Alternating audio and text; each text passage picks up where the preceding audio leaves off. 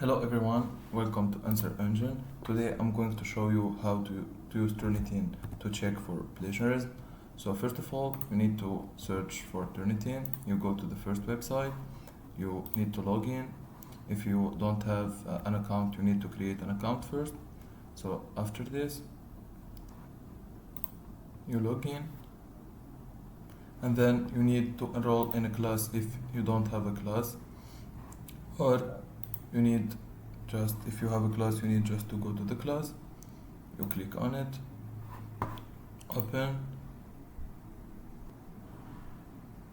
and then we just need to go here and to add a submission if you already didn't do it, and you have to check if resubmissions are allowed or not. And yeah, that's it. And then you will find the similarity here. You can open it and you can check how much similarity you have and which are the reference of your similarity, and you can download the report of the similarity. So that's it. I hope that you like the video. Please don't forget to subscribe and leave a like. Thank you so much.